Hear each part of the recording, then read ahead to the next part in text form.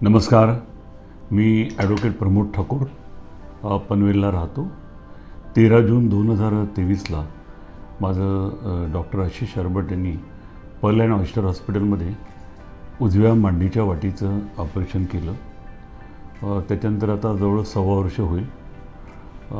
आज 1.25 वर्ष होऊन गेलं। मला काही वेदना नाही आहेत, व्यवस्थित चालतो, सायकलिंग करतो, साधारणतः 10-12 किलोमीटर सायकल चालवतो, आठवड्यातून 2 वेळा 10-12 किलोमीटर किंवा अधिक चालतो मी। त्याच्यानंतर छोट्या छोट्या टेकड्यांवर चढतो आणि आत्ता मी 2 ऑगस्टला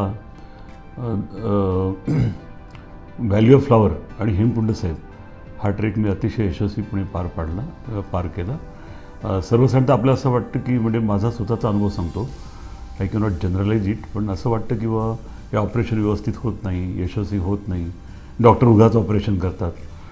मलाही सर्जरीच्या अगोदर माझ्या मित्रांनी अनेक तऱ्हेचे सल्ले दिले होते, पण मी डॉक्टर आशिष अरबट यांची अनेक वेळा मुलाखत ऐकली।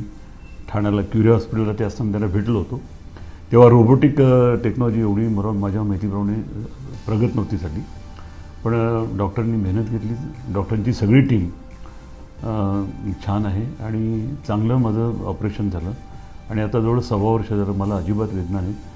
एखाद्या सामान्य माणसासारख्या निरोगी, म्हणजे ज्याचं पायाचं काही विशेष हे नाही आहे, अशा पेशंट माणसासारखं मी अगदी व्यवस्थित जीवन व्यतीत करतो आहे। जिने चढतो उतरतो, मला अजिबात वेदना नाही आहेत, हे मला आवर्जून सांगायला पाहिजे।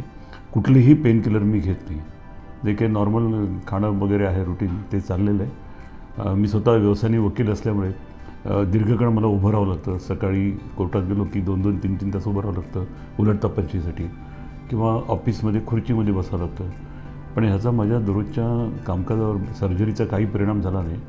मी उलट असं सांगेन की ज्यांचे हे जे गुडघेदुखीचे जे काही प्रश्न असतील आणि त्यांना त्यांच्या सर्जननी जर सल्ला दिला तर त्यांनी अवश्य सर्जरी करावी। आणि मी कधी त्या डॉक्टरांची वकिली केलं असं वाटायला नको, पण माझा असा आग्रह असेल की डॉक्टर आशिष अरबटांकडे अवश्य करावी।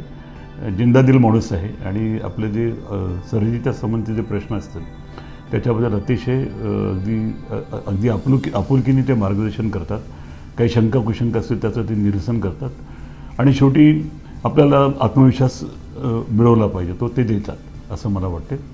तेव्हा पुन्हा डॉक्टर आशिष अरबट आणि त्यांच्या सर्व टीमचे ऑयस्टर अँड पर्ल हॉस्पिटलचं मला चांगली वैद्यकीय सेवा आणि सर्जरी माझी उत्तम केल्याबद्दल आभार मानतो। धन्यवाद।